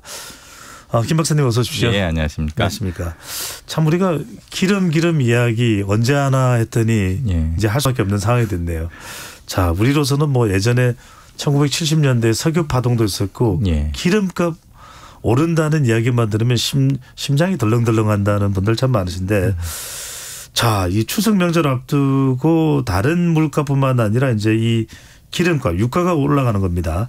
휘발유는 리터당 1,800원, 경유는 1,700원을 넘었을 것으로 보이는데 국제 유가 연중 최고치 경신 지금 얼마나 오르고 있는 겁니까? 이제 국제 유가 보통 우리가 세 가지를 많이 씁니다. 네. WTI라고 서부 텍사스산 그 유가를 가지고 얘기하기도 하고 뭐 브렌트, 두바이 이렇게 하는데 거의 움직임은 비슷합니다. 다만 조금 몇 달러씩 오르락내리 그 앞서거니 뒤서거니 하면서 바뀌는데요. 지금 이제 연중 최고가라고 이야기하는 것이 사실 지난 1년을 놓고 보면 작년 한 10월쯤이 지금보다 더 높았었거든요. 그렇지만 이제 그 뒤로 급격히 떨어져서 올 상반기에 뭐 한 60달러대까지 가고 낮았기 때문에 2023년을 놓고 보면 이제 연중 최고치라는 게 맞죠. 그래서 그 유가가 유난히 좀 높게 느껴지는 이유는 과거에도 유가들이 뭐 100달러 넘어갈 때가 몇 번씩 있었습니다. 근데 그때는 한번 그렇게 100달러 넘게 높게 올라가면 한 2, 3년 후에는 툭 떨어지면서 뭐 20달러대도 가고 30달러대도 가고 하니까 이게 좀 정말 잠깐 올랐구나라는 느낌이 들었죠. 근데 지금은 작년 10월에 그렇게 오르더니 지금 좀 내리는 한데 많이 안 내리고 다시 또 오르니까 이게 이제는 만성적인 고유가가 정착되는 것 아니냐 이런 우려들이 좀 커지는 것 같습니다. 박사님 배럴당 예. 기름통 배럴당 100달러가 넘는다 그러면 유가가 상당히 비싸다. 기름값이 비싸다 이렇게 보면 되나요? 그렇습니다. 과거에는 이제 예를 들면 2010년대 이 정도만 해도 배럴당 한 40달러만 넘어도 이제 오르기 시작하는구나. 그리고 60, 80대면 높고 100달러 그러면 이건 굉장히 비정상적인데 뭐 이런 생각들을 했습니다. 근데 지금은 물론 100달러 아직 가지는 않았지만 벌써 80달러를 우습게 넘기고 이런 경우들이 1년 사이에도 몇 번 되다 보니까 이러면 곧 100달러 넘을 수 있겠구나라는 생각들을 하게 되는 거죠. 그리고 지금 그 WTI 즉 텍사스는 아직 이제 90달러 아래에 잠깐 내려와 있지만 다른 두 기름은 벌써 90달러 넘어섰거든요. 이렇게 본다면 100달러는 굉장히 좀 뭐랄까 심리적으로 사람들한테 충격을 줄 수도 있고 더 걱정되는 거는 이런 숫자를 봤을 때 물론 사람들이 일일이 그 국제 유가 가지고 자기 행동을 결정하지는 않겠지만 그게 오는 심리적인 좀 위축 같은 게 좀 걱정이 됩니다. 지금 내가 이제는 좀 차를 살 때 뭔가 좀 다른 생각을 해야겠구나. 차 대신 뭐 다른 걸 살까 또는 이 돈을 좀 더 저축을 해야겠다. 뭐 이런 식으로 의사결정을 한번 바꾸게 되면 그 뭐 자동차 산업이라든지 이제 석유나 정유 산업에까지 계속 장기적인 영향을 미치니까 그런 부분들이 좀 걱정됩니다. 유가가 왜 오르는 겁니까? 예, 뭐 유가뿐만 아니라 모든 가격은 다 수요와 공급이 서로 만나가지고 결정을 하게 되죠. 그래서 어떤 경우에는 수요가 늘어서 가격이 오르고 또 어떨 때는 이제 공급이 줄어서 즉 팔려는 사람이 줄어들면 또 이제 가격이 오르게 됩니다. 근데 이 수요가 많아져서 즉 경기가 좋을 때 오르면 비록 오르더라도 사람들이 기분은 좋죠. 왜냐하면 내 장사도 잘 되고 취업도 잘 되고 하기 때문에 그걸 또 감당할 수도 있으니까요. 예, 기름값 오르더라도 뭐 이번 기회에 내가 한번 플렉스 하지 뭐 이런 식으로 해서 쭉 갈 수 있지만 지금은 안타깝게도 상황이 경기가 안 좋은데도 불구하고 가격이 오르는 즉 공급이 줄어들면서 발생하는 그런 유가 상승입니다. 이렇게 되면 이제 경기에도 더 큰 상처를 남기게 되는데요. 일단 우리가 얼핏 생각해봐도 작년에 이제 러시아 우크라이나 전쟁 발생하면서 그쪽에서 구조적인 공급 부족이 발생하고 있죠. 그리고 뭐 이란이라든지 베네수엘라라든지 경제 제재를 또 당하고 있는 국가들이 많아서 공급이 이렇게 탄력적으로 움직이기가 힘든데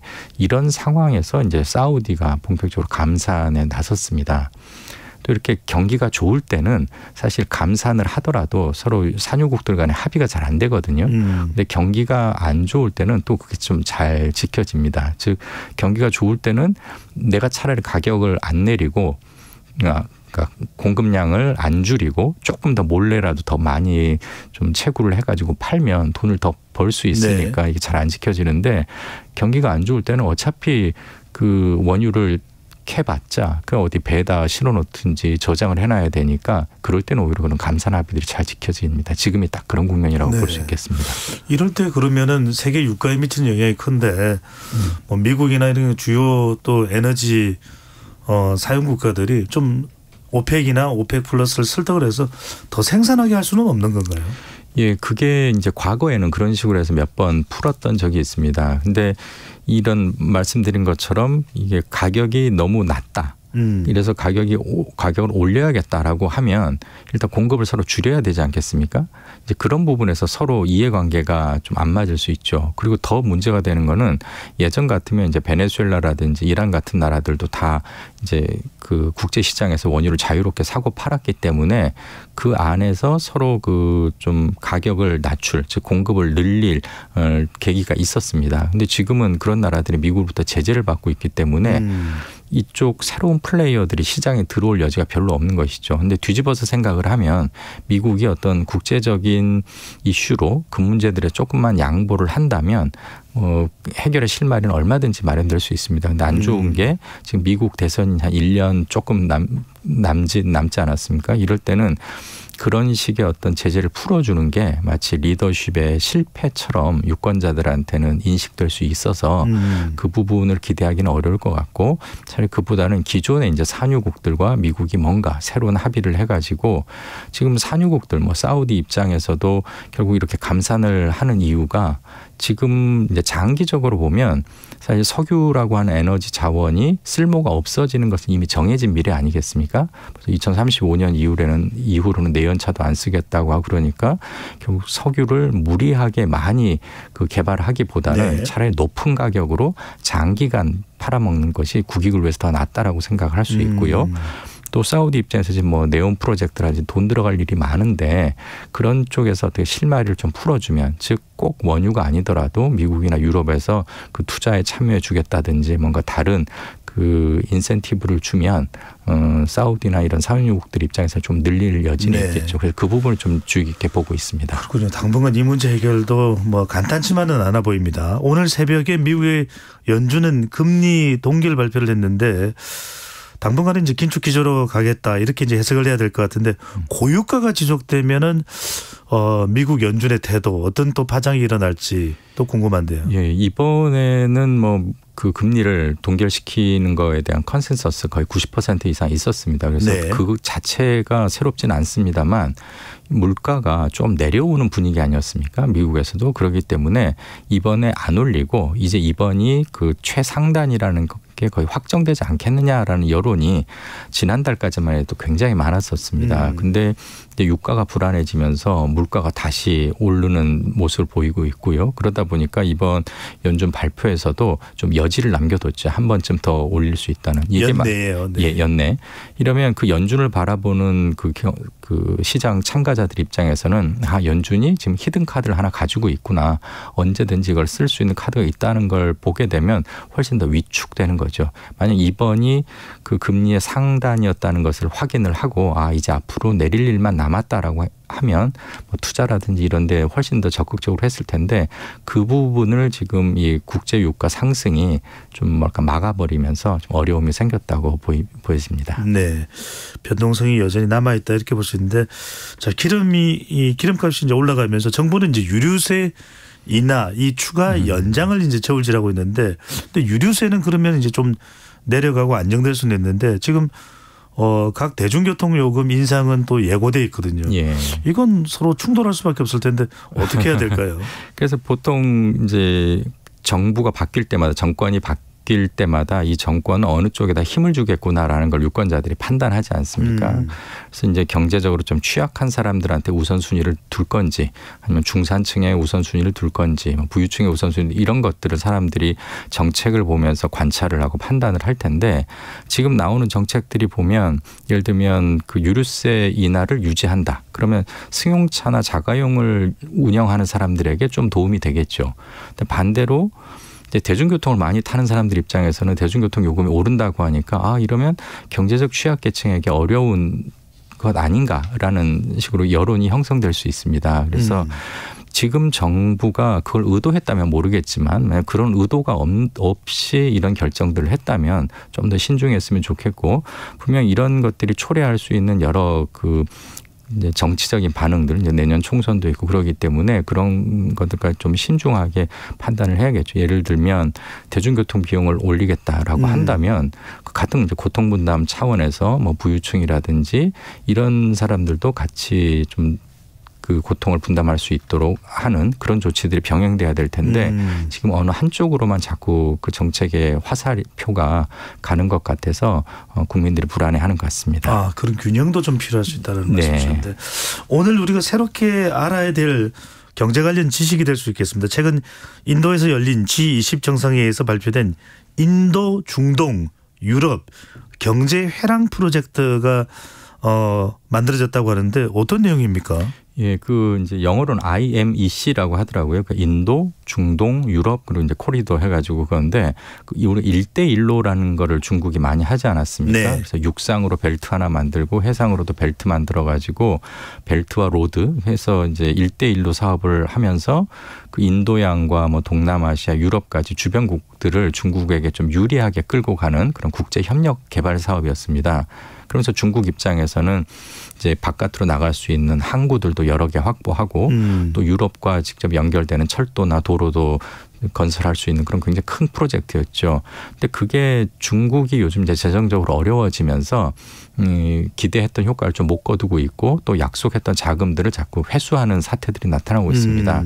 그 틈을 이제 미국이 좀 파고든 것 같은데 미국 입장에서는 인도에서 시작해가지고 뭐 그 중동을 지나서 이제 이탈리아 뭐 독일에 이르기까지 쭉 하나의 길을 만들게 되면 네. 그것이 이제 미국판 이제 1대1로 사업이 되는 것이겠죠. 그래서 일단 그 지역에서는 중국과 인도가 또 경쟁을 하고 있지 않습니까? 그래서 인도 입장에서는 중국 견제를 위해서도 즉 중국의 1대1로 견제를 위해서도 굉장히 필요하다라고 판단을 했고 네. 또 이 사업에는 사우디나 뭐 이스라엘 같은 그 좀 대립해오던 국가들도 함께 참여하고 있습니다. 그래서 뭔가 최근 굉장히 갈등 국면으로 이어지고 있는 국제관계가 이 프로젝트를 통해서 조금 변화의 계기를 마련할 수 있지 않을까 하는 희망을 갖고 있습니다. 네, 시간에서 짧게만 답변해 주시면 이 인도, 중동, 유럽 경제 회랑에 우리 한국도 뭔가 관여가 되나요? 아직 그 회원국으로 참여는 안 하고 있습니다. 뭐 우리도 그렇고 일본도 참여는 안 하고 있지만 이 사업을 하게 되면 제조업 역량이 뛰어난 국가들의 도움이 반드시 필요하거든요. 그때 아마 우리들한테 새로운 기회가 열릴 수도 있을 것 같습니다. 아, 우리 대한민국에도 좀 IMEC 프로젝트의 기회가 좀 찾아오면 좋겠습니다. 자, 오늘 말씀 여기까지 듣겠습니다. 김영주 LG경영연구원 수석연구위원과 이야기 나눠봤습니다. 말씀 잘 들었습니다. 예, 고맙습니다. 배종찬의 시사본부 오늘 준비한 소식은 여기까지입니다. 오늘부터 다음 주까지는 상당히 많은 정치 현안들이 있습니다. 배종찬의 시사본부에 더 귀 기울여 주시고요. 저는 내일 낮 12시 20분에 찾아오겠습니다. 여러분들 건강하고 날씨가 조금 막 변덕스럽습니다. 건강 유의하시고 안전한 오후 보내십시오.